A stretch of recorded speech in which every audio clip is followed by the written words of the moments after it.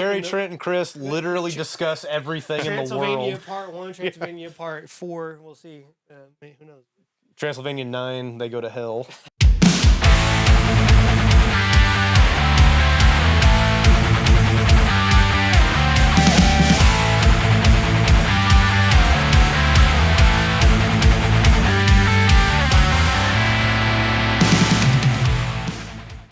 Hello, everybody. Welcome back to Your Music Scene, episode number 2. I'm Jerry Walker. With me today in the studio, Transylvania, I have Trent Wilson, Chris Blades. You probably already know them. Guys, thanks for coming. Thanks for having us, man. Appreciate you being here. So if you haven't seen the first episode already, basically the idea here is that I want to feature bands from our own local music scene and get these guys some of the attention that they deserve. We have a lot of talent in this area. I like to get as much exposure as I can for the bands that we all know and like around here. So local to me, if you don't already know, I'm in Joplin, Missouri. Springfield, Missouri is where these guys are from. That's kind of my second hometown almost anyway, really. Northwest Arkansas, Southeast Kansas, Northwest Oklahoma. So Springfield, Missouri, in the house today, Transylvania. These guys are one of my very favorite local bands. Actually, when I started playing with Sardis, these were pretty much the first guys that I got to meet once I got back into the local scene. Very glad I did. Love their stuff. You guys are going to love it too if you don't already know. So anyway, guys, what's new? Riffs. Lots of riffs. Always right. Thanks for driving all the way down to Joplin to do this. Thank you, man. It's a Pleasure. good, hour and a half drive. Yes, we're enjoying some fine scotch today. Mm-hmm. Scotch and bourbon, that is. So Transylvania, tell me a little bit about your guys' band history. Well, we started as an Iron Maiden tribute in 2013. Well, rehearsals started in 2012. Conceptually, I think it was 2011, wasn't it? No, because it was a result of Clive Burr's death. So the day that Clive Burr's death was announced, which was Steve Harris's birthday, James and I started talking about doing an Iron Maiden tribute. James is one of our guitar players. I don't think either of us thought it was really possible, but he said, hey man, I know a drummer, and I think he would be into it.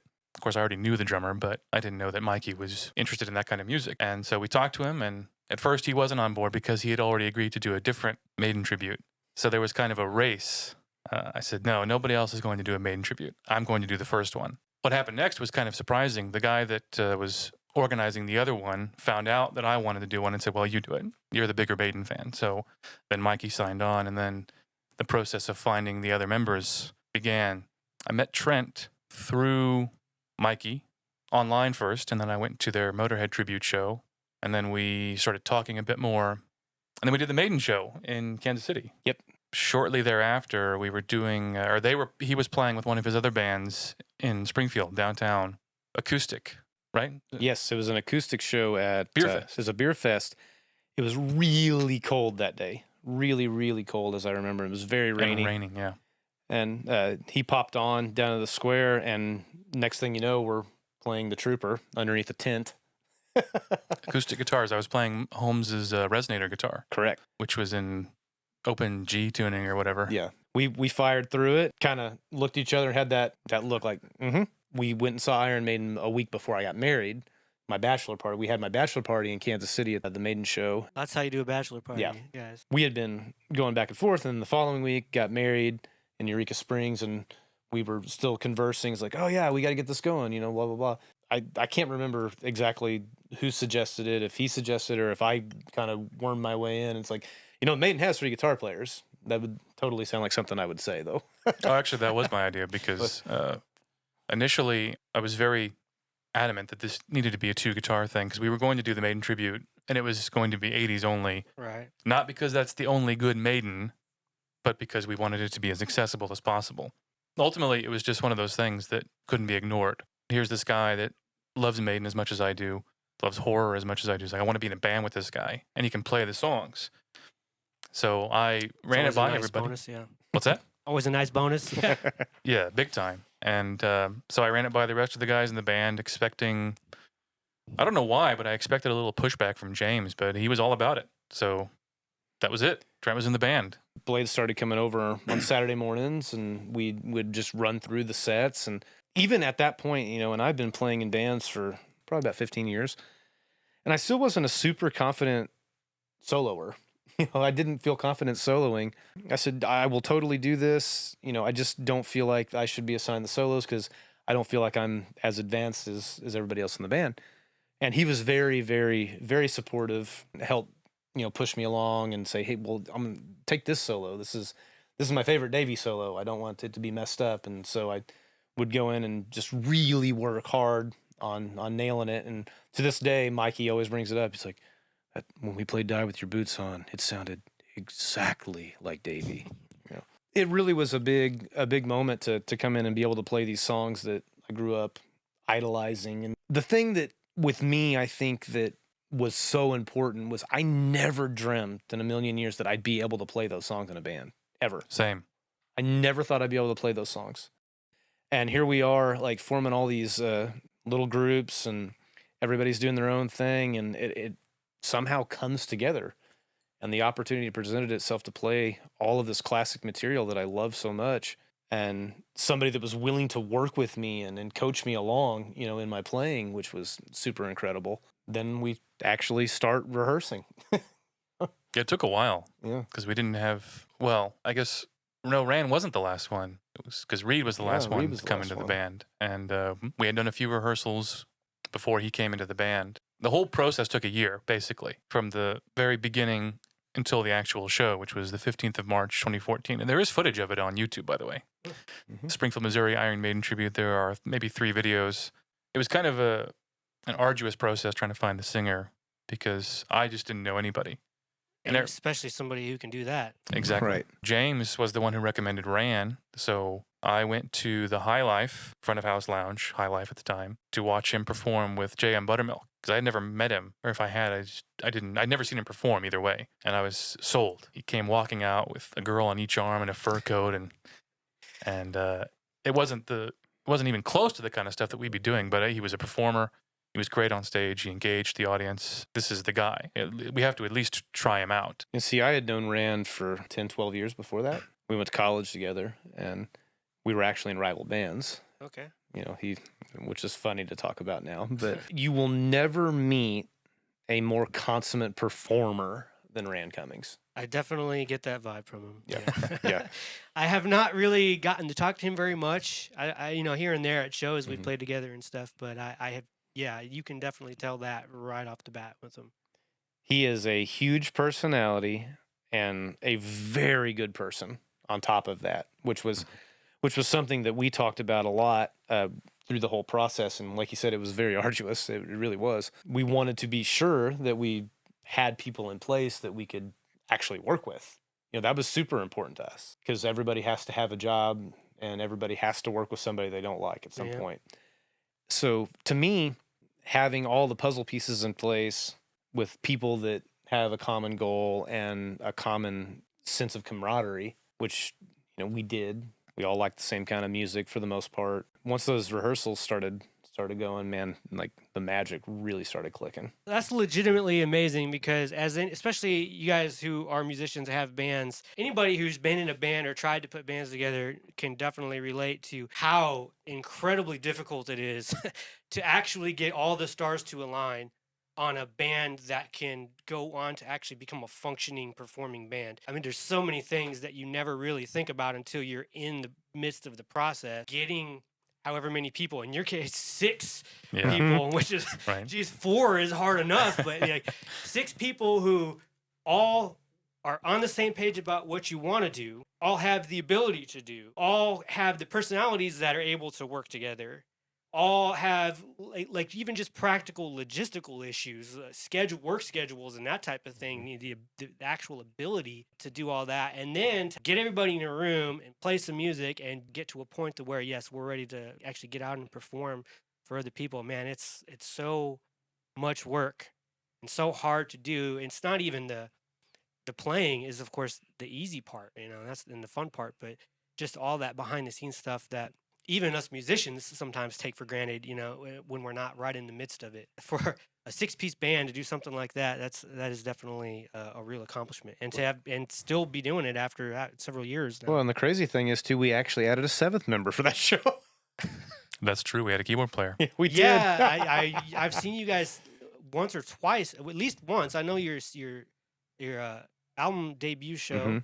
you had a keyboard player, and I think it was another show where I saw you guys where you had a keyboard player. Typically, if we do on our bigger shows, on CD release, on Halloween, absolutely, the bigger shows, we always like to have keys. Blaze and I are both really huge horror fans. Also, Blaze is a huge prog fan. Those soundtracks from the horror movies, rely heavily upon synth, especially the era that we like. I'm with you guys. I think there's almost nothing cooler than really well performed and creative keyboard usage in a live band, and it's probably the single hardest thing to actually make happen. That's true. Like, It's been hardest for us, I think. there's so many like piano players out there, but there's so few keyboard players who want to be in, That want to perform in a play rock out. band. Yeah, That like, want to play out. where yeah. are you guys? Seriously, if you're out there, like, you could be making money for real. Well, you could be getting gigs. Yeah, you have a gig anytime you want. Yeah. Heck, if you're a drummer or a good bass player, you probably have a gig anytime you want. But man, a keyboard player, you could probably command some dough. Especially somebody that was was into the same styles Yeah. that we were into. And there's a reason why everybody's using backing tracks and stuff for that type of thing. It's not even always that we prefer that. It's the only way to get it in there sometimes. Correct.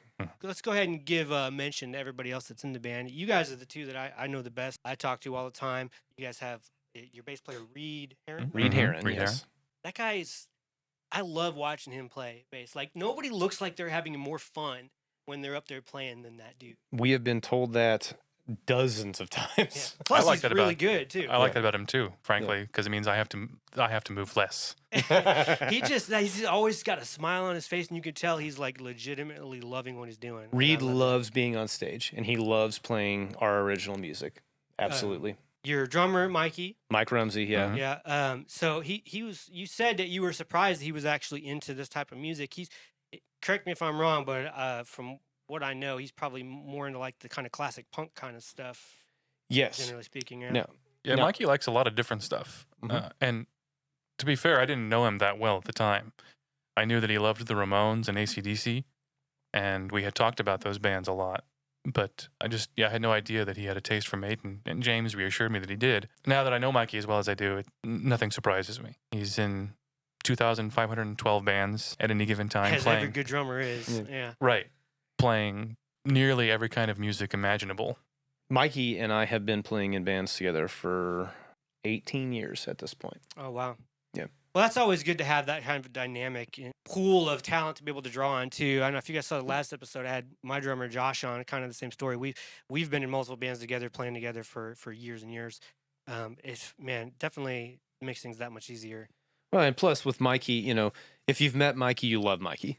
He's One of the nicest dudes I've ever met, for sure. Mikey is the consummate gentleman. Yeah. The kind of guy that you want on your side no matter what. And he's always on your side, Every time Sardis has played in Springfield, whether we were playing with you guys or not, that he always shows up with a smile on his face and shakes my hand every time he sees me. That's Mikey. I just can't help but love that guy. Mhm. Yeah. So, and then, James, your third guitar player. So he was actually like the founding member with you then, wanting to do the Iron Maiden thing. Mm-hmm. Okay. I did not know that. I haven't really talked to him too much. I know that he's a Megadeth fan, which is awesome to me because I love Megadeth. Yeah, we all do.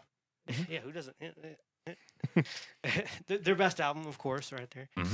That is without question, by the way. Yeah, I don't think there's really any debate. there's on no that. debate Well, on there's that, a yeah. few of the guys who might be like, "Well, P cells," if they're. But they're I think wrong. Kevin is even kind of maybe. I think he waffles on that. Mike, Kevin, guitar Hasselquist and Sardis. I think he waffles on that a little bit too. I get it. I don't know. Not in his case though, because if you were old enough to have been there when it happened, maybe you had just a little bit of that nostalgia type thing. Oh, the first albums, but Kevin's way younger. Than Isn't me. he like 14? He wasn't. Yeah. He wasn't there. Yeah. I'm 39. I wasn't even there. So anyway, I was still alive, but that's about it. So and then Ran, your singer. Mhm. What's his last name? Cummings. Ran. Oh, that's right. Yeah. Ran Cummings. I knew that. Wow, what a powerhouse vocalist for sure. Really love his style. I'm actually a little surprised though that he was maybe as into the Iron Maiden thing initially, just because I feel like he's really more of a baritone. Yes. So I guess when it comes to doing Iron Maiden stuff, that there's not that he's not fully. I've heard him do it. He's awesome at it, but maybe not like the most obvious fit for like a Bruce Dickinson type of Right. vibe. Well, we were actually lamenting that fact that there are very few singers that we are even aware of that can do that sort of thing For sure. in the same tenor that Bruce does it, that Rob Halford does it, that Mike Viscera does it. There's just not very many singers like that anymore. There may be out there somewhere, but I just don't know that style of vocalist is gravitating towards heavy metal at this point. Ran has a very unique presentation and spin on heavy metal vocals. Last night, my wife is on one of her Facebook groups she's in, said that she had shared our material with somebody that lives in Australia. This guy said, these guys are killer. They're awesome. It's like Iron Maiden with Peter Steele from Typo Negative singing for him, which I had never thought of before. Oh my gosh, that is so weird that you say that. Yeah. I went down the deepest Peter Steele rabbit hole last night while I was at work. That's such a weird coincidence. I'm a huge Typo Negative fan. I love Typo too. That's like they were when I was a teenager. One of my first girlfriends introduced me to Typo Negative. She's a little bit of a goth chick, and anyway, so I have fond memories of that era. I hadn't even thought about them in quite a time, and literally yesterday, I was at work. I spent like hours in my downtime watching Typo Negative videos and like old Peter Steele stuff because we just had the 10th anniversary of his death, just like a week or two ago. I saw them on their last tour. Oh man, I never got to Celtic see him, Frost. On the last tour, that might have been rough actually. On the last tour, it was awesome. Was it? It was incredible. Cool. Yeah, it was incredible. It's kind of hard to watch him on in that 2007. Man, he was in a rough spot. I love that band, man. Bloody Kisses, October Rust. Those are like landmark albums for me as a teenager. I love Life Is Killing Me too. A World Coming Down as well. It's just his style of humor and their mixture of punk element with the gothy Black Sabbathy sound. Sure. Just so atmospheric and so unique. Like nobody sounds like Typo Negative. I loved it because they had like all of the real like goth cred, but also had none of the like worst sort of stereotypical tropes of that scene too, because they also didn't take themselves seriously at all. Not at all. It was like comedy too. But it wasn't like they were a parody band or anything either. So, yeah, I mean, anyway, huge fan. Yeah, we could go and talk about that forever. For sure. That's just funny that you said that because, so I don't know if I'd compare, I mean, nobody really sounds like Peter. I mean, gosh, dang, he had a voice like nobody else. But yeah, Ran definitely has that sort of more baritone range. And I personally, I was listening to you guys' stuff all again today while I was out driving around. I remember thinking like, despite your sort of Iron Maiden type of origin in the band, like his vocals sound awesome with your guys' original stuff. Like I couldn't imagine. Granted, it's all I've heard it with, but I'd have a hard time imagining it with something else. Now, referring to you guys as original music. Thank you, because we've been telling him that, and he always argues with us. No, it's great. I mean, especially I mean, there's moments too where it really jumps out at me where I'm like, yes, like that's perfect. For example, on your older EP, my favorite song on your guys' older EP is Fire in the Fall. Love that song. So, I mean, it's just a straightforward, just like that mid-tempo banger, and it's super catchy. The chorus is one of the most hooky things I've ever heard.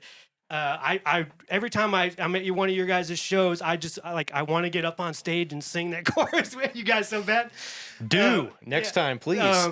Anyway, it's such a banger. But like that's a good example. And then on your guys' new EP, Transylvania II, you guys just call it 2? Yep. Mm-hmm. We'll talk about that. Yeah. The first song on there, You're All Doomed. Like in the chorus of that song, great chorus. Again, I listen and I'm like, yes, perfect. Like I can't imagine anybody else doing that. So, you hear that, Ran? Wearing the shirt. Back to after the Fire in the Fall, Blades had the music written, and he's like, I can't get anything going for it. You want to give it a crack? Yeah, absolutely. Came over and we cracked open a beer. My wife and him turned on the Bill Murray Christmas special on Netflix or whatever it was. Big mistake. So I go in the kitchen and Bill Murray is never a mistake. Come on. I love Bill Murray, but not the Christmas special. Was awful. I've seen it. Yeah, I know what you're talking about. So anyway, they're in there watching that, and I'm in the kitchen and come back in. I don't know, what was it? Wasn't more than 20 minutes later. 20 minutes later or whatever it was, when I come in, it's like, all right, here you go, finished. Really? Yeah. And so we went in, took it to practice, and just hammered it out. And I wanted to have a very clearly influenced Rob Halford thing going on with that song because it reminded me a lot of Metal Gods Yeah. as far as the vibe of the song. And the content was sci-fi kind of dystopian Battlestar Galactica kind of thing. I just got done watching that One of the series. best classic sci-fi series of all time, by the way. And relaunch. I love the relaunch, man. Yeah, Like, well, actually, sorry, that's what I meant. Yeah, I wasn't talking yeah. about the original '70s one. Yeah, that the- was cool too, but the relaunch yeah. is probably my favorite television show of all time. Love it. it's probably in my top 10. for Love sure. it. Love it. So anyway, that's how that song came together. We collaborated on that. I love collaborating whenever he says like, "Hey, I've got this music, no lyrics." That's good for me. Lyrics come real easy to me, whereas with That must music, be nice. Yeah. it's kind of the opposite. Like I can write a really straightforward banger, like You're All Doomed, but something more progressive, which is more his forte. And right now, we're kind of bouncing ideas back and forth. By the way, we have literally hundreds of songs already written. That's true. It's not an exaggeration. Hundreds of songs that we can go, okay, we didn't learn this type of song this month. We can take that from here. We can take that one from there. But then we keep writing stuff that we're like, oh, we got to get to that one. We got to get to that one. We're like little kids in a candy shop. I know how man. that is. The new thing is always the most fun at the moment. Yeah. Musically, I try to bounce more things off him to go more progressive, but we'll talk about that here in a little while. Honestly, I talked about how catchy the chorus of that song is, which it is, but actually the vocal melody and the verses are when I'm really in the moment where I'm like, yes, like that is, I don't know, such a good vocal melody. I'm not going to do it because I'll sing it in the car. I'm not going to do it right now, but Thanks, man.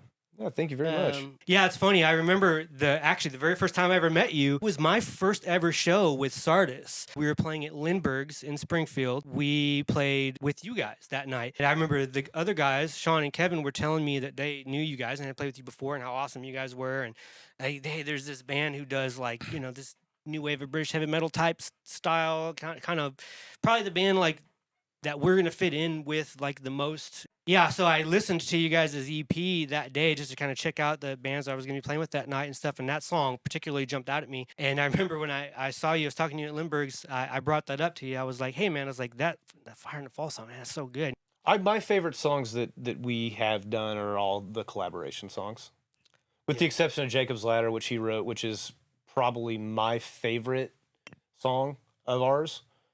I didn't know that. Yeah, it's my favorite song. I don't have to play solo in it. And also that's the one song where Blades had lyrics, and he handed it off to Rand, and he said, I don't really know what I want to do melodically. And Rand kind of ran with the football on that deal. It just all came together well, and there's just so much cool rhythmic stuff for me going on. And there's a really cool 3-part harmony section where I root down the whole thing through the whole harmony section. If you've ever seen us perform live, I get super into that part. It's my favorite song to perform live for sure. Now, listening, as far as what we've recorded, I think probably Emerald Gift is the one I listen to the most because it's the nearest and dearest to my heart, subject matter wise. Mm-hmm. That one and 322, those both definitely like take you on a journey. Which is cool. I mean, because I'm a huge prog fan, of course. I mean, I love that stuff. Those two definitely like both take you on a good ride. But I came to your guys' CD release show, your official CD release show. That was at Lindbergh's too, wasn't it? Yeah, Lindbergh's in Springfield. Great venue, actually. It's a bar, really good food, really surprisingly good venue for like rock and metal too, actually. For as far as bar games you will go. never be treated better than you are treated by the staff. Really enjoy. I remember when I played that first show with Sardis. I remember being really impressed with that place. Actually, it was fun. The crowd was awesome too. That night was wild. Yeah. Was that you're talking about the night your first show with the band? Yeah. That was the night that some show, I don't remember what show it was, it let out at 11 and came over there. Like everybody come over there, and it got wild all of a sudden. That was a great night. It was really fun. Yeah, I still remember that. But anyway, I remember being at that show, just watching you guys. I had one of my sons with me too. I hadn't heard your new stuff yet because you hadn't actually. I got the CD that night from you. You guys played 322. That like I had actual chills like during that. I remember like just being in the crowd, which is sometimes it's hard to come up with that feeling that you had once upon a time. When you first started really discovering how much music it just gets inside of you and affects you like that. I remember you guys got to the outro of that song in particular, and it just goes on that long, just sort of melodic guitar ride, and I remember like actual goosebumps listening to that. It was really awesome. Just beautiful, beautiful melodies, and just, I mean, it's all instrumental there too, but really enjoy that part of that too. Thanks, man. Yeah, he wrote both the lyrics and the music for that one and the melody. We got into some fights in the studio about that one. Well, that never happens, guys. The recording process of 2 was very much a thing. So I'll put it that. It was actually, the idea was even floated around that I sing it. Oh, really? Yeah, That was Rand's idea. And Well, you do have some vocals on this EP. right? I've always done a little bit of vocals, but I am, as I like to say, I am retired from the singing business. I don't mind doing background stuff, but lead vocals is not something that I'm tremendously interested in at all. With the new EP and all the songs, we keep going off on tangents, which is Right. probably not what It's you want fine. to do. No, it's perfectly But, fine. I feel like, and we talked about this, and the selection of the songs was not arbitrary. It wasn't just like we threw darts on a board. We wanted to showcase the different aspects of what we write. It was not an accident that You're All Doomed was the first song. That was very much intentional. We wanted that single-esque kind of song on there. And actually, we rewrote a part not too long before we actually went into the studio. The middle section, the clean part, the ba ba blah, Right, yeah. that wasn't in there. Originally, we had a galloping rhythm and a harmony part. But I had the idea a few months before we went in. I was like, what if we transitioned it to be a little more of a single type of thing, like some sort of a real atmospheric, ethereal kind of thing? And I plucked out some nonsense, and Blades is like, I think this is what you're trying to do. and he was right. That's actually awesome, Yeah. though, to have that type of collaborative ability. Oh, dude, yeah, When you can kind of even read each other's minds a little Yeah. bit like that. That's definitely the sweet spot to be in for a band, for For sure. Then the Emerald Gift, it's a lengthy piece. It's about Halloween 3. You're All Doomed is obviously Friday the 13th. Sure, yeah. Emerald Gift is the lyrical content is based upon Halloween 3. Then 322 is just based on secret societies and, the real power mongers of the world. Yes, you'll have to visit my other podcast for more on that. I'm just kidding. I haven't made that podcast yet, but I'd like to. Yeah. I'd like to be your first guest. We would like to talk about that, yeah. Unfortunately, if I'm actually not even joking at all. I've thought about this a lot. If I make that podcast, I'm going to alienate a lot of people, though, so I'm not sure I'm going to do it. Yeah, we're used to that. Yeah, so I don't know. So anyhow, back to that. We had a very, very clear vision as the songwriters, the proprietary songwriters of the band, of what we wanted with this second EP. We discussed it at length. We were both totally focused on what we wanted on this. We wanted it to be organic. We wanted it to be very live, and we wanted very minimal effects, edits, and that was a point of contention with everybody in the band. That's actually really interesting to me in particular. So I'm going to put my producer hat on for a minute here. And let's talk about that a little bit, actually. Getting into that, let me preface it by asking this first. What would you say are the primary roles of you guys individually? Not you guys or any of the other band members. So would you say you two are the primary songwriters then? Yes. Which is pretty typical, as a band dynamic overall, for there to be one or two primary songwriters. So when I say songwriters, we're talking pretty much everything, like all of the musical parts, arrangements, melodies, vocals, lyrics. Very much so melodies, very much so guitar parts. Solos are left up to the people. Mikey, like Blades, is better at talking drums than I am because he's also a drummer. I trust Mikey to know what to do. I've played with him enough that I don't have to really coach him on it. Very rarely do I say, hey, I don't like that. Try something more like this. And Sure. I usually have to have a translator between the two of us. Bass lines can be trouble sometimes because, we may need a part where it's a very, very straight part. And Reed is a very, very, what's the adjective? Dynamic. Mobile. He's a very dynamic player. Very for dynamic sure, yeah. and mobile player. And oftentimes in what we do, it calls down for just holding on to the one. You got to rein them in sometimes a little bit. Yeah. I know how it Sometimes goes. there are cases in which I tend to be a bit pickier about what part goes where. I don't like telling people how to play, so I try to be, I like what you're doing, try to incorporate this thing. But sometimes in 322, I told Mikey, pretty much what to play, and I felt rude about it. Hmm. And he ended up changing it a little bit, and I was resistant at first, but when I listen to the record now, it sounds great. It's a fine line because you don't want to like totally dictate everything, but at the end of the day, you have the vision. Sure. You know Yeah. what the song's supposed to sound like. And the guys, I'm totally always open to suggestions. And we try suggestions. If we like it, we keep it. If we don't, we move on. Well, and the reason I asked about that because I find that to be a fascinating subject, honestly, because any band that has any longevity is going to have like a really specific dynamic that they've found over time that works for them.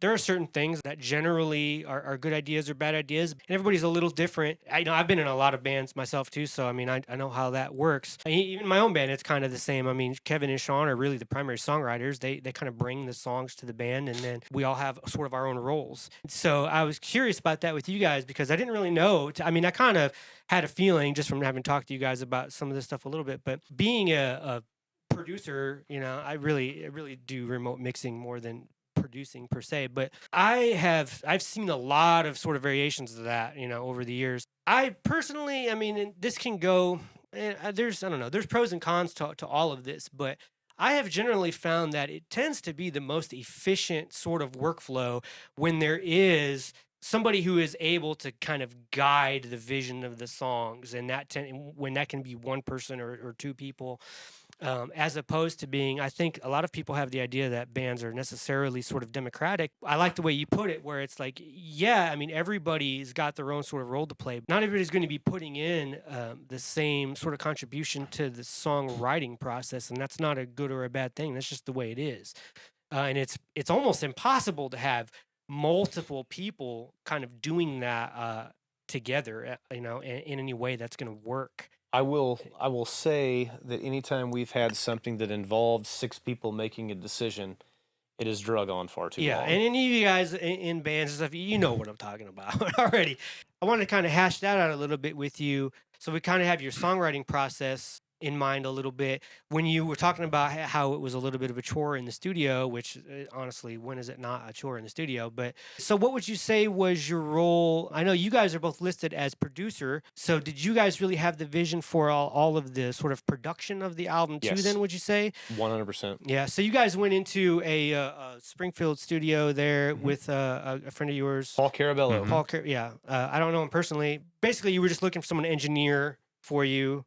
Paul had ideas too. Yeah. Paul definitely contributed to the sound and the shape of the record. No doubt about it. Paul comes from New York. He was in Park Ranger, and he also played guitar in the Ataris for 6 years. Really? Yeah, he was in the Ataris. I did not know that. Yeah.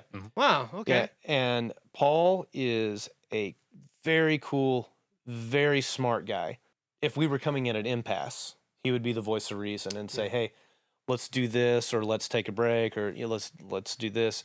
Paul was an invaluable part of that record. Well, it's very, very good to have somebody who is sort of accepted by everybody to kind of be that guy, to have that role in the process for sure. I can tell you, I mean, in the studio is always a stressful environment. It also depends a lot on sort of how you came into the studio, how prepared, sort of how finalized the ideas for all the songs are when you come into the studio. It makes a huge difference, of course, Right. too. These songs were 100% written. So you Before guys we got really in were there. ready to come in and push play, basically. Right. Yeah. That's cool. That's really an ideal situation, in my opinion. We agree.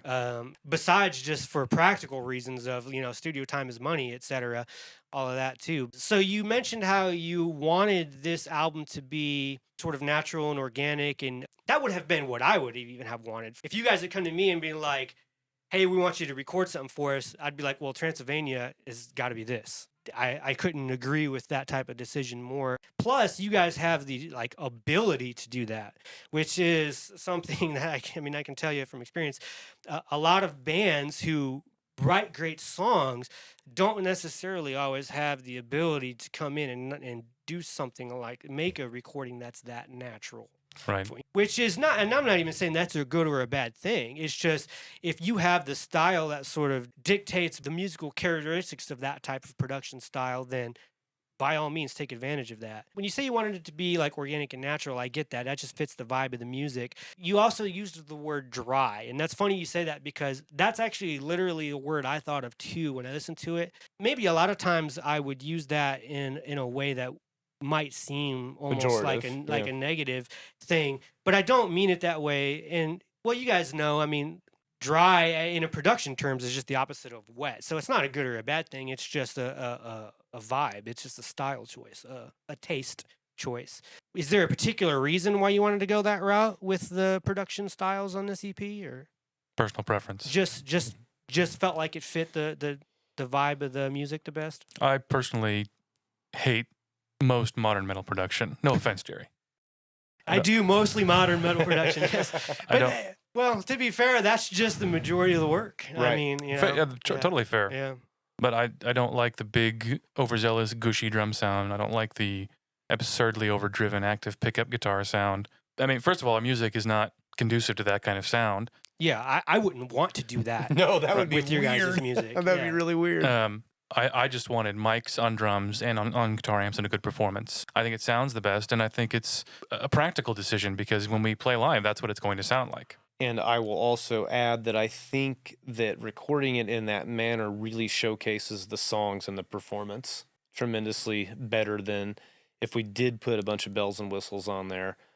And there's something to be said for that kind of production. Don't get me wrong. There really is. And there's some records that have that style of thing going on that I really like.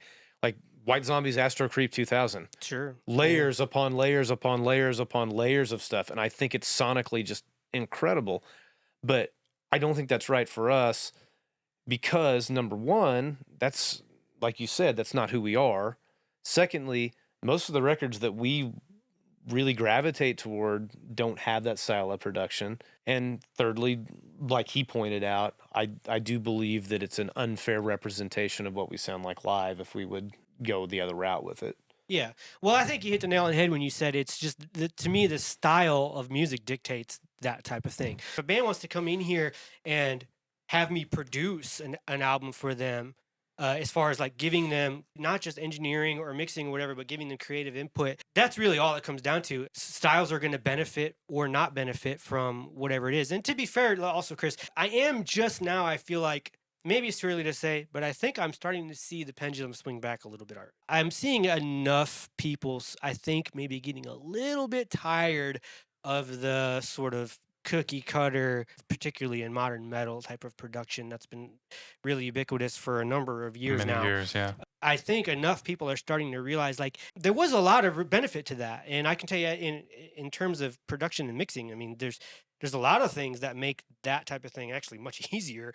You know, it has its own type of sound that also can be very cool, but I think a lot of people are starting to realize like really is like causing a homogenization Right. effect that was probably never obviously intended to be a thing. And I think enough people are getting a little bit tired of that there's enough demand now for people to want to see bands have their own sound again. And I can tell you as a producer, like that's my absolute favorite thing to do. Even if I'm just mixing a band and I have enough sort of creative control over the mix to even be like, I want people to hear this and not have ever heard this song before, but know that band and be able to go, oh, that's this band. And you Right. guys know what I'm talking about. Exactly. Like, that used to always be a thing. Right. You know, it used to be everybody was looking for their own sound. Now everybody's looking for that same sound. You know, to be fair, not everybody. And, you know, like I said, I think it's coming back a little bit. I don't think it was ever intentional, and I'm not dogging that. It's just, it is what it is, you know, and everything goes in cycles. It is very cyclical. For us, having music that is identifiable as our own music, because how many bands have you seen that played live that doesn't sound like the record? Tons. Yeah. I mean, tons. Or they sound way too much like the record. Right. Because they're basically just playing the record. Correct. Right. And I'm not talking about altering melodies to fit, you know, having to play shows, you know, multiple times a week. I'm not talking about that. I feel like that with our vision, what we went into with 2 was definitely more focused than the first one. Would you agree with me? Yes. The first one, we were just so excited to get anything on tape. Yeah. We drenched up the reverb on the vocals, and we learned a lot during that process. And Adam did a fantastic job on that record. He's actually working at Energy out there in LA right now. The guy that did our first EP. Oh, really? Yeah. And he's a NRG? Yeah. Oh, Yeah. okay. Yeah, that's a legit gig. Yeah, he's a saint, man. That guy is awesome, and I miss him tremendously being around. But he did a fantastic job. He was also like Paul. He, you know, hey guys, try this. We need to take a break. You know, this isn't working, simplify this. Like he was great. He did what a producer's supposed to do. We didn't have as much of an idea of what we wanted to do ourselves at that point with 2, and then having Paul as kind of the conduit for this. We had multiple meetings with Paul. We talked to him. We had a drink. We said, this is what we think. This is what we want to do. That, man, let me stop you right there for a second. That's awesome because nobody does that anymore. Any band that works with me, man, I wish they would do that. I take the time to sort of, just before we start anything, let's just meet and talk about the vision first and kind of get everybody on the same page. That, I feel like nobody does that anymore. Nobody, no. That's an amazing thing to do if you have the right people involved, For especially. me, the blueprint, I know this was part of Blades' blueprint for the record as well, but my one and only blueprint for production, style, attack, vibe was Iron Maiden's A Matter of Life and Death. That was my singular vision for what I wanted production-wise for this record. Unmastered, that record. Do you know that? No, I didn't. Totally unmastered. Really? No widening, no... So mastering is kind of a nebulous term, especially these days, but that's interesting. That's probably, I guess it wasn't mastered separately is what you mean. Right. Yeah. That actually is, that's actually becoming more common today, believe it or not, though. Like people just kind of get stuff up to level, and especially with streaming services doing volume normalization and stuff like that, where it's really a lot less relevant to worry about, like the loudness wars are over, thank God. There's a lot of benefit to mastering separately. I do that too, by the way. But you have shirts, Jerry? no shirts. We need to get you some shirts. I don't think anyone's gonna buy those. I'd buy one. I don't know. I do have a cool logo. Maybe it might make a cool shirt. Anyway, but no, I didn't know that. That's a neat bit of trivia there. For me, yeah, that was my, and I gush about that record daily. I love the drum sound on that record. I haven't listened to that one in a while. I'd have to go back to like hear exactly what you're talking about. It's my favorite Maiden record. Pretty big talk. I say it That's more. That's a big statement. I say that's my favorite Maiden record more than I say that any other Maiden record is my favorite record. Okay, I got you. The drum sound on that one was definitely something that I wanted to not necessarily replicate, but honor with our new one. And Yeah. we didn't muffle anything but the bass drum. And Nico didn't have any muffling on his snare drum on that recording or his toms. He never does. That's not an easy thing to do. So kudos to Paul for doing a really good job. Because again, I listened to that today thinking, man, I mean, it sounds really good. And I know the restrictions he had. And I don't know how he normally likes to work or not work. But having those sort of restrictions in place, like, hey, we're gonna mic up a real drum kit. We're it's not gonna be quantized. It's not gonna be edited. It's not sampled, replaced, or even reinforced. I think it's not that easy to do. I mean, that's almost a lost art today. I love it. Don't get me wrong. Like, it's one of my favorite things to do, but you almost never get the opportunity. We didn't use any of that, did we? Not a bit of it. I don't. The rest of it was down to tuning. And I slaved because Another lost art. We used my snare drum on the recording, and I messed with it for probably 2 hours getting the tuning just right. I took it to different rooms in my house and in my place of work, trying to find the most studio-like environment, and also just to test it in different rooms. And I finally found something that I thought worked in all of the rooms, and we got to the studio, and Paul hit the snare drum once. Did I like that? Yeah. That's what we used. Yeah, and as far as the amplifiers we used his JCM 2000. We used a JCM 900 that was in the studio for my tracks. I remember you talking about it, yeah. I used that, and I pushed it a little bit with... It was a combo, right? Yeah, it was a combo amp. I pushed it with a little Nanotech LPB1 linear power booster and just turned it up, man. And that's the sound. That is the sound. Yeah. Well, James used his JVM 410H. Yeah, that's a great amp. We also used I can't remember if it was a deluxe or a twin reverb for the clean bits. It was a deluxe. You can't go wrong either way. It was a deluxe. Agreed. With a very old Strat that we had to tune after every bar. Yeah. So that is not uncommon at all. And let me tell you, even if it's a guitar that doesn't have tuning stability issues, if we're not using an Evertune, I make anybody who's tracking guitar with me do that anyway. But this guitar just wasn't intonated at all. It was a early 60s pre-CBS Strat. Mm-hmm. Beautiful Strat, but it hadn't been taken care of, hadn't been maintained. Well, so I would tune each chord, track it, and I had to tune the next chord with a tuner by ear, and it was ridiculous. We also had a problem. We realized halfway through a harmony part, we needed fret jobs on our guitars. They intonated properly at 12, but once you got past 12, they wouldn't Well, a lot of times that's the compromise you got to make there. So that when we're talking about tracking, that's man. I mean, guitar tuning is probably the single biggest just nightmare thing that always to deal with in the studio. Just for that reason, because it's always a sort of until I always say these Evertunes, man, are amazing. If you can get away with that in the studio, but until that technology came about, man, I mean, I've sat right over here and spent hours being like, okay, this chord, all right, hold on, let me tune for this chord. Play that chord. Okay, now let me tune for the other chord. And now play that when we're, Right. it's a minor third up. I got to, sorry, the intonations are just off a little bit. Like, you don't necessarily always notice that until you hear it in the mix against the bass and the other guitar layers and stuff. And so if your producer is telling you, tune again, and you're getting pissed off, just listen to him do it, okay? Trust me. Always listen. Yeah. And I think Paul tweaked the tuning as well after the fact a little bit. I think that was the only doctoring there was. You can do that if it's just a melody. The problem is when you have poly, if you've got harmonies being played at the same time on the same track, that's almost impossible to deal with. Yeah, it was two separate It was tracks. two separate tracks. well, Yeah. Yeah, I can melodyne that then. That's no Yeah. problem. That's It what he was- used. Exactly what he used. Yeah. for sure. It was and I'm different than most people. Like I make no bones about it. My favorite part of being in a band is being in the studio, bar none. I'm with you. I love Yeah. it too, but it's different man, case by case basis. I'm not gonna name any names, but I know people that go both ways Yeah. on that for sure.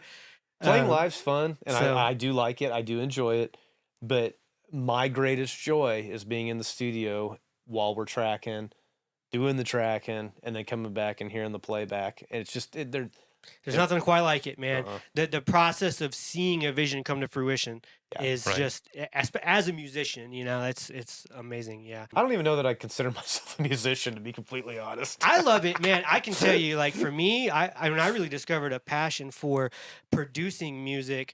Personally, I've never been a songwriter. I don't know why. It's just not my gift. But what I am good at is accomplishing somebody else's vision for something. Not just that, but even like complementing somebody's vision for something. I love it when, and this is why Stardust works so great, with our dynamic is those Sean or Kevin will bring in a song idea, however sort of complete of a demo it might already be or not. And I love being able and going, oh yeah, this is awesome. What if this was this? And then seeing those guys go, well, let me hear that. Oh yeah, that's amazing. Like there's just no other feeling like that. Right. I love that. And taking somebody else's sort of baby, and watching it grow up. I love it personally. It's Dude, just, and we put those guys my through the ringer in passion. the studio, man. We really did. We put them through the ringer. and that's why some people hate being in the studio. Yeah. But when you do that and you do it for the right reasons, everybody loves the product of that, though. Exactly. And I can like you guys were talking about getting good performances, man. I mean, that's just such a thing that is missing today, unfortunately, all too often, is because we have the technological ability to do so much and post and everything. Sometimes it's just, and I don't blame people for this, because sometimes it's just not the best practical use of time anymore. But there's nothing quite like pushing somebody to the point of getting that performance, and when you've got it. I can tell you, when we were tracking the new Stardust EP in here, man, there were moments when I had Sean in here. Sean tracked all the vocals in here, in this room right here, even. In fact, that's why those are set up there. That's my vocal booth right there. But there were a few times, man, where Kevin would be here for most of it too. You know it when you hear it, man. Every once in a while, there's that moment, and you just go, "That was it. That was the one right there." And the performer doesn't even always know, but it's like, listen back to this. That's Rand, man. That's Rand to a T. He got done tracking the vocals in Emerald Gift, and I was just so happy. Just so happy. He's like, God, you nailed that. That was incredible. And he turned around and he's like, I hate the sound of my voice. Like those little quips like that. I would love to have the sound of your voice, man. It's just the such record, an but- incredibly powerful thing, and we were very adamant that he not double track them.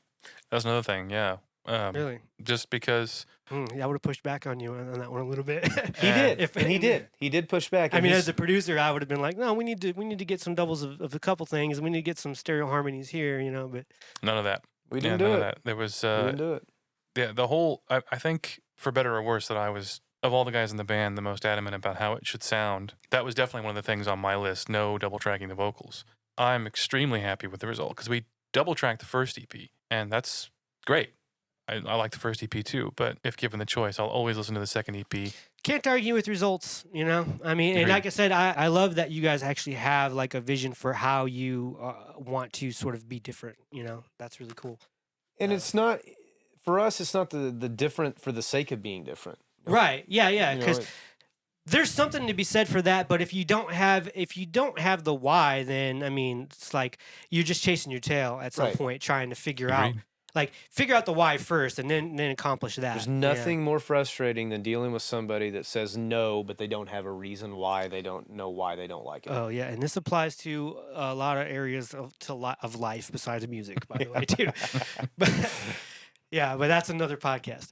So let me ask you this then: how would you guys describe yourselves? Your band, that is, Transylvania. Like, this is always an interesting question to me because people ask me this about my band sometimes. You guys will all know if you have your band. Self-perception can be deceptive. It's kind of a complicated question when we're talking about our own perspective on ourselves, and sometimes it can be surprisingly different than how other people might perceive stuff. So if I was asking you guys to describe Transylvania for somebody else who hasn't heard you yet, what would you say? For me, I always say something akin to, we're a heavy metal band that has a lot of traditional influences with modern sensibility, coupled with songwriting that is usually steeped in genre, that is usually literary in its composition, and tends to increasingly become progressive. I would describe it similarly.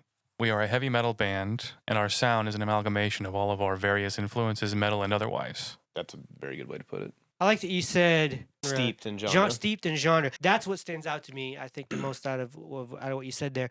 I actually like that because to me, that says you guys know who you are. You Mhm. know what I mean? And sometimes I feel like that can get lost in the overall vision when you have a bunch of individuals with different influences and sort of different ideas about stuff, and even perceiving yourselves in sometimes totally different ways, sometimes unbeknownst to the other members of the band even, can be kind of an odd complication that can sometimes make things turn out worse in a way where maybe you'll end up writing something that when you look back on it, you're going to go, I don't know what we were thinking there. You know? Mhm. Right. And I think we've all had those moments. You're in your own head too much about stuff like that. And then when you have an identity for yourself going into stuff like that, not only does it make things easier, but it makes things more authentic too, I think. Agreed. And that can Totally be perceived by everybody pretty well. You will not see me ever perform a love song. Ain't happening.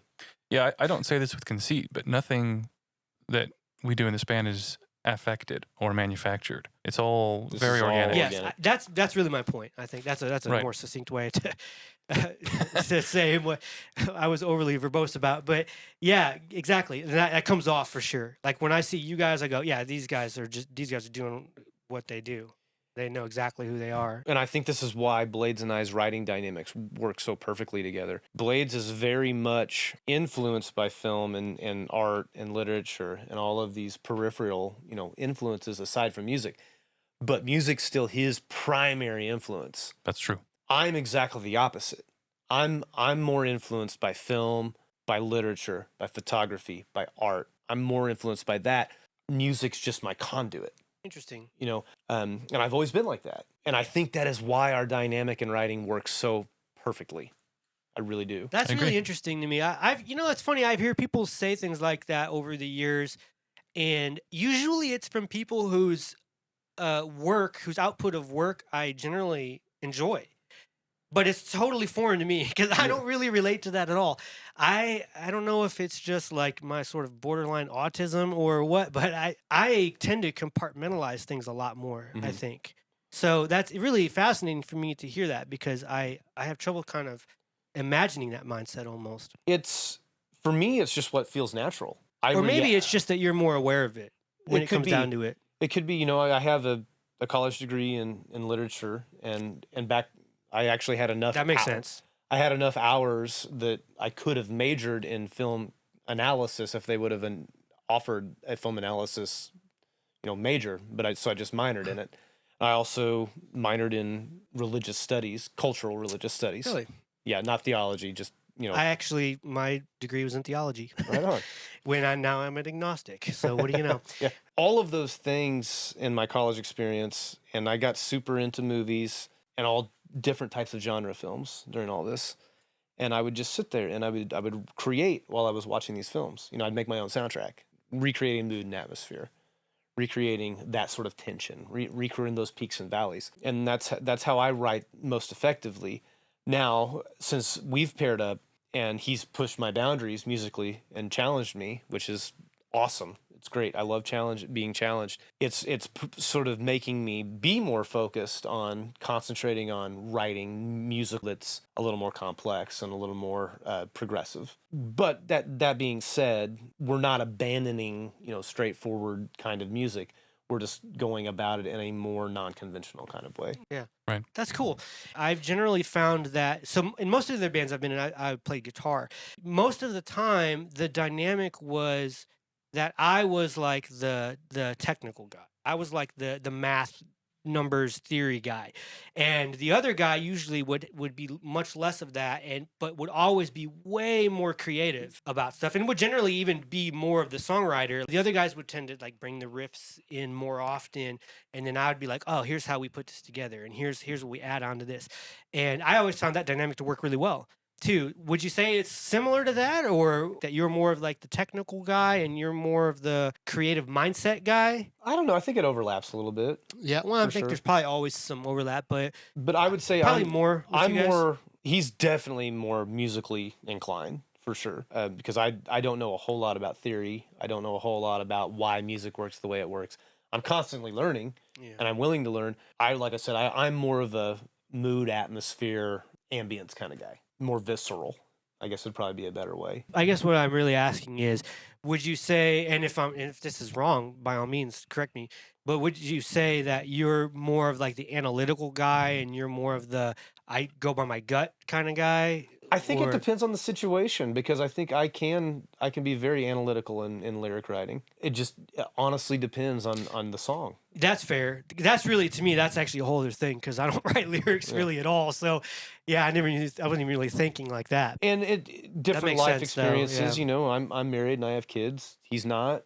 So it's just there's different sorts of dynamics that go on in that. I will say that he can go above and beyond what most people like. If somebody tells you that sky is blue over there, he's going to know why it's blue. He's going to know who actually came up with the idea that it was blue. Whereas, most people are just going to say, okay, it's blue. So let's talk about the song we're going to go ahead and play for you guys now. What's this song called? You're All Doomed. You're All Doomed, and that's the first song on the new EP, yeah? Mm-hmm. I like this one a lot. As I was talking about earlier, I think this one has the best hook in it, which I guess is not necessarily something this genre is really that focused on, but it's still always important in my opinion. And the chorus in this song is like so catchy, it gets stuck in my head all day. It's still stuck in my head right now from my earlier. Excellent. That's great to hear. Yeah, We agree, by the way. Yeah. The hook is important. Yeah, it's great. It's a good one. So, anything you guys want to say to introduce this one? This song was written directly inspired by Friday the 13th Part 6, Jason Lives. It's one of our favorite franchises. That was the direct inspiration, and also a band from Sweden called Crazy Licks had written a song called 13 that was featured in the Friday the 13th PlayStation 4 Xbox One game. I sort of wanted to do something in that sort of vein where it could be played over the credits of the next Friday the 13th movie. Sure, yeah. I think we accomplished that quite well. Agreed. Absolutely. It's a very straightforward rocker with some peaks and valleys that take you on a ride, and like you said, the chorus is there. Yeah. It's straightforward, but there are also little bits that are kind of buried in the mix that are fun for the geeks. Very orchestrated. We actually, it reminds me, I did add something that I didn't write prior. Remember the little thing that I've got buried in the mix, in the pre-chorus? That's right. Yeah. There's something buried in the pre-chorus that I wrote there on the spot while I was just jacking around while the tracks were going on. I was like, whoa, whoa, whoa, whoa, whoa. And then I played it for him. He's like, yeah, go record that. Record that. And so it's really buried in the mix. You can't barely hear it, but it's cool. You want to tell us what it is? It's just a little 3-note thing. Just like an arpeggio or something? Or? Yeah. That's cool. Much, yeah. Those are the most fun moments in the studio. The little accidental happy Agreed. surprises like that. I love that. Yeah. All right. Well, then without further ado, this is the debut track on the new EP, Transylvania II, You're All Doomed.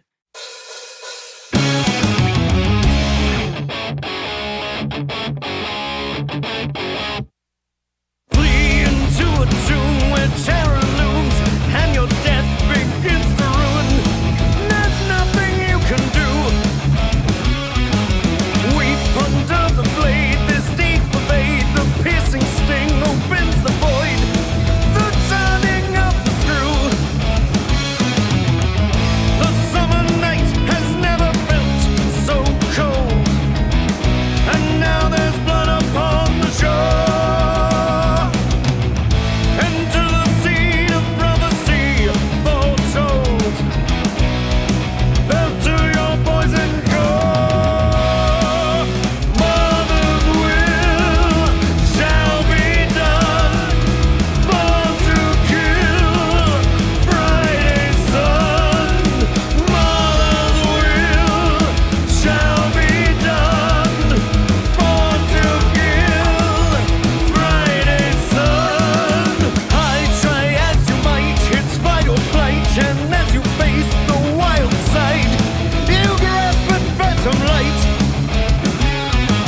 Crawl straight to the grave, a burning wave will crush the sane to feed the best, a pure and savage mind. The summer night has never felt so cold, and now there's blood upon the shore. Into the seed of prophecy foretold, fell to your poison core. Mother's will shall be done, born to kill Friday's son. Mother's will shall be done, born to kill Friday's son.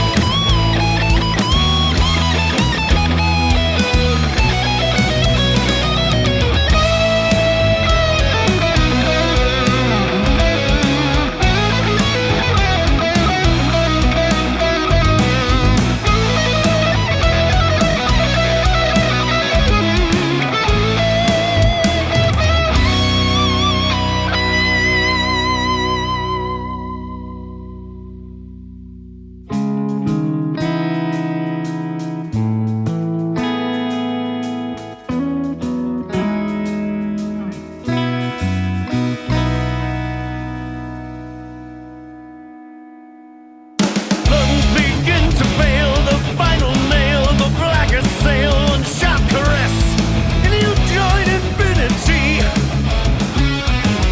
To the warning key, this is a creed, do not impede, or you'll be fallen by this relentless need. The summer night has never felt so cold, and now there's blood upon the shore. Into the seed of prophecy foretold, fell to your poison core. Mother's will shall be done, born to kill Friday's son. Mother's will shall be done, born to kill Friday's son.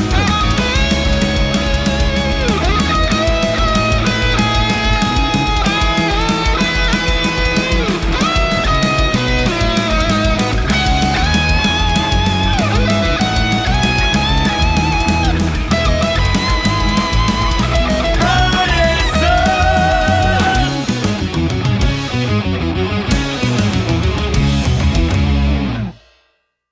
And we're back. Again, that was You're All Doomed off Transylvania's new EP, Transylvania II. So you guys heard awesome, catchy chorus, everything we really want in a song right there as far as that type of rocker goes. Anything else you want to add to that? It's my favorite solo I've ever recorded. My guitar solo in that, the way that Blades and I tag on the note. Yeah. Pretty cool stuff, man. You know, and I spent a lot of time crafting that one. Craft your solos, write your parts. Yeah, for sure. Channel your Randy Rhoads and compose. It's far and away my favorite solo I've ever recorded. I did some things that were directly influenced by Rush. You can hear on the little ascending part there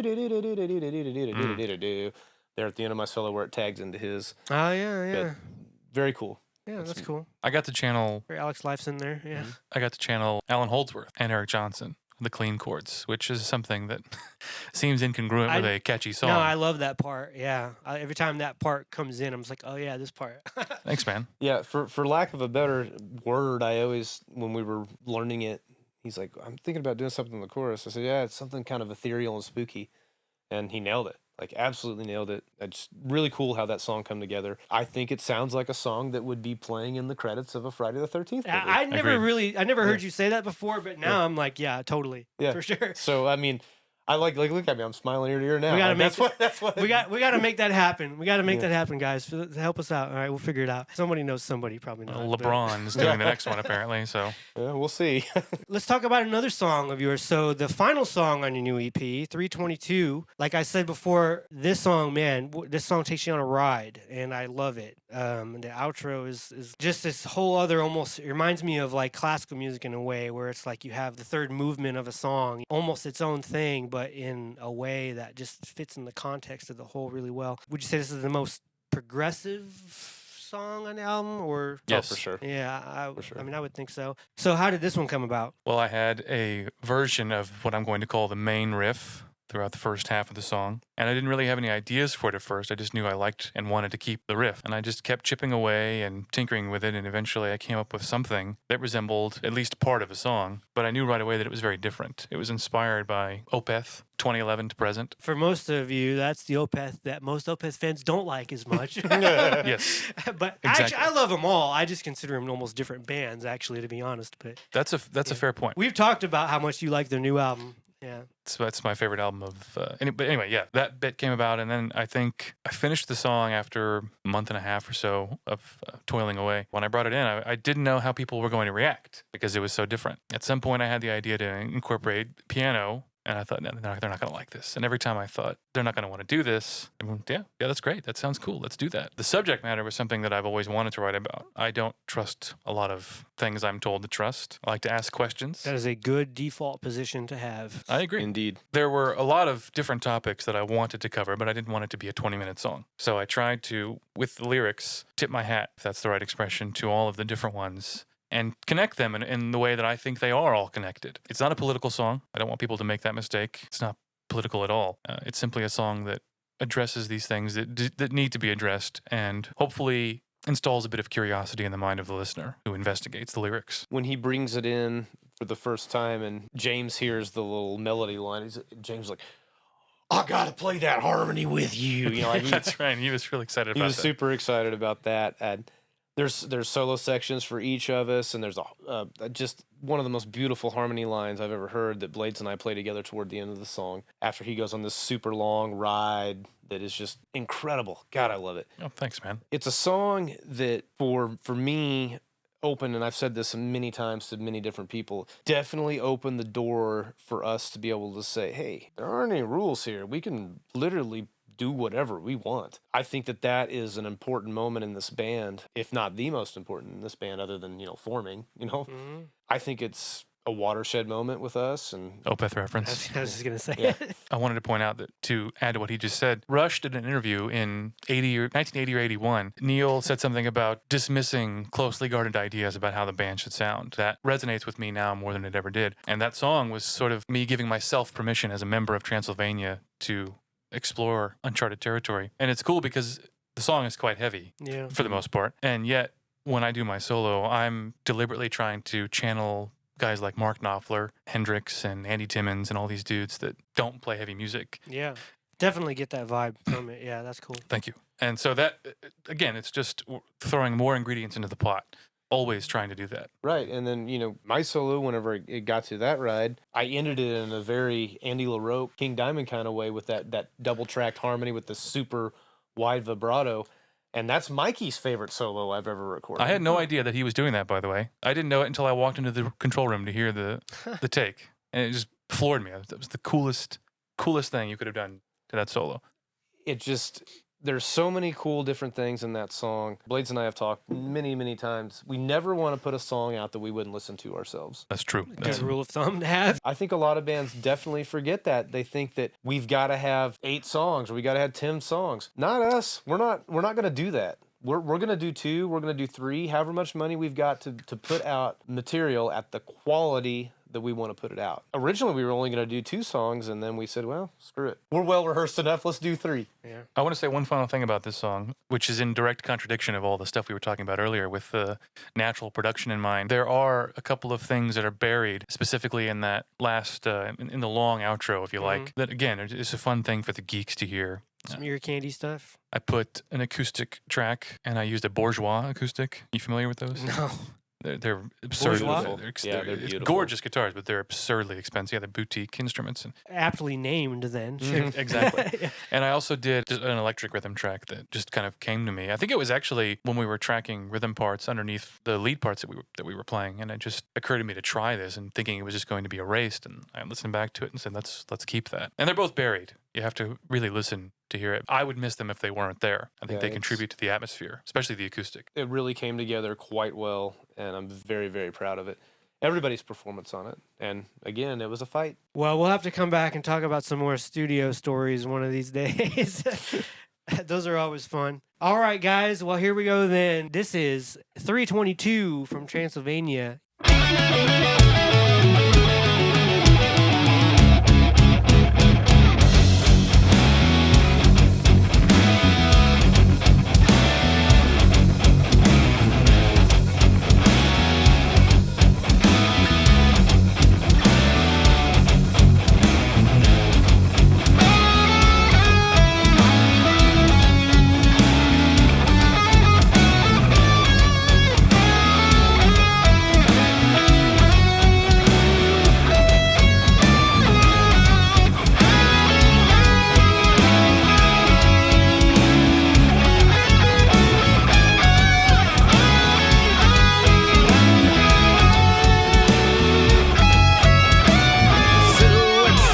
Men, the chosen ones are ushered in, groomed for power greater than the power held by nations dead. Suited devils from Covent's queue, scholars of an order new, swear an oath of secrecy lest they die. Rituals, many and strange, consecrate new blood ordained. Hangman, devils, death, folklore, symbolic rites, or something more. Kiss the ivy, confess your sins. Here and now your time begins. A life of riches, free of care. Adulation, the people ensnared. Hidden from sight, they pick up light, they fabricate walls, endless night. This collusion, no illusion, the fire's burn bright. On the world's a stage, display your might. Neath the cover of darkened sky, the windowless walls are standing high. Within the sacred tomb, the brothers of death seal our doom. Membership comes with the price. Defy the brute, pay with your life. The secrets that they hold so dear, the truth obscured through hope so fear. A private lodge, a private isle, they escape to defile society. From far away to orchestrate the end of days. The guidestones be the holy script, equality. Battered rip 150 meet in secrecy. The ashes form a legacy. Bequeath the honor to your kin. Repeated history, crimes begin. Graduate to your Western club. More life waits. Hidden from sight, they pick up light. They fabricate walls. Endless night. This collusion, no illusion. The fire's been bright. All the world's a stage. Display your might. Quest for power and control. Bodies numb, mind and soul. Thwart their game in never in vain. Forevermore will they reign.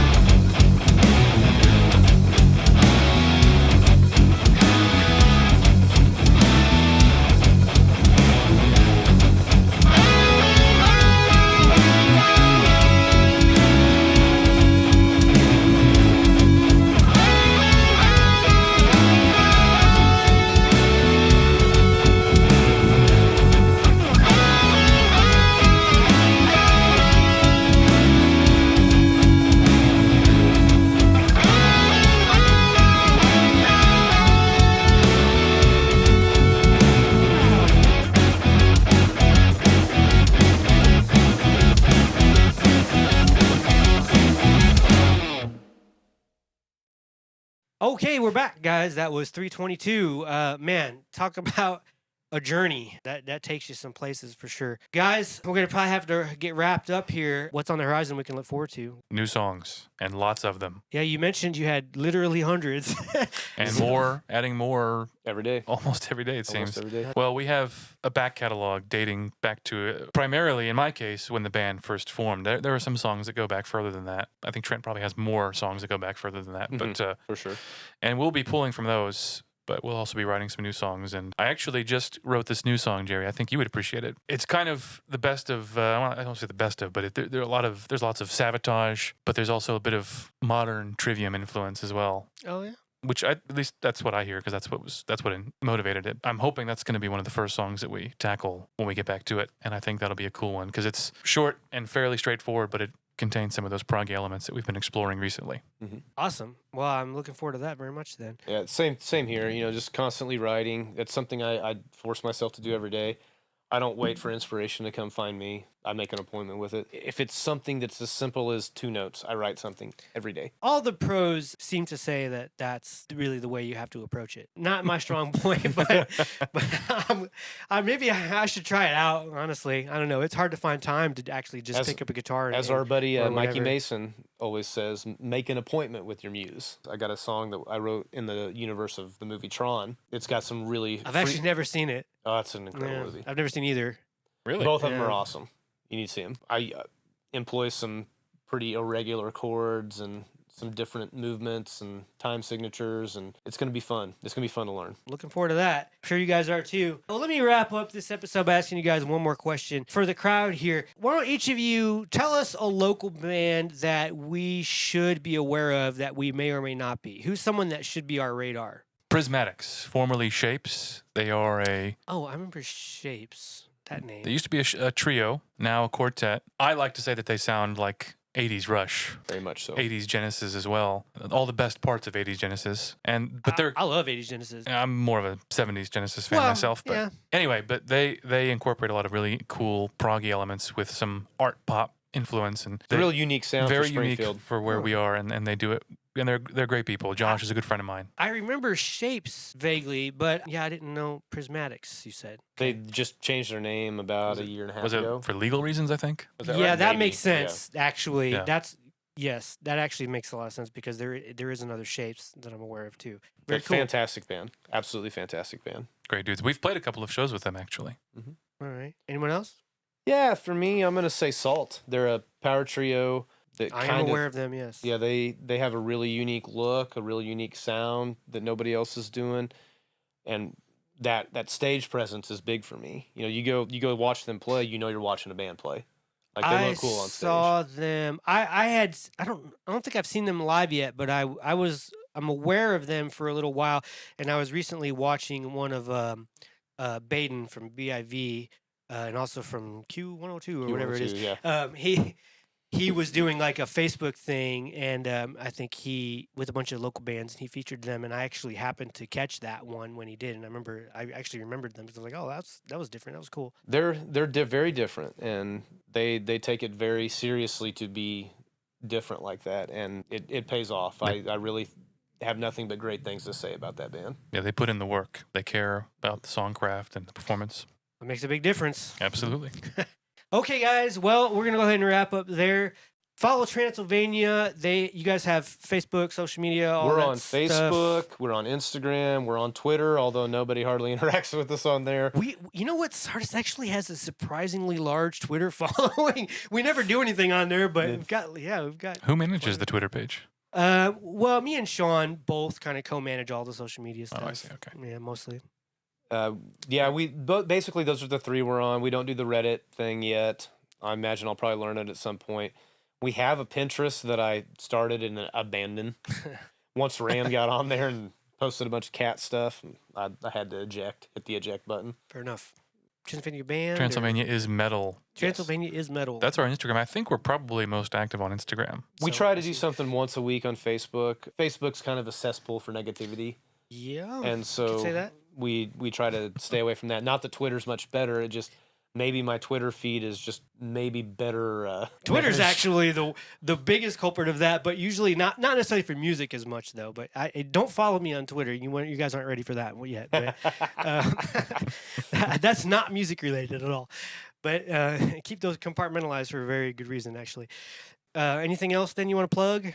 You see us posting on our personal pages. Come follow our little side project gigs that we got. Sure.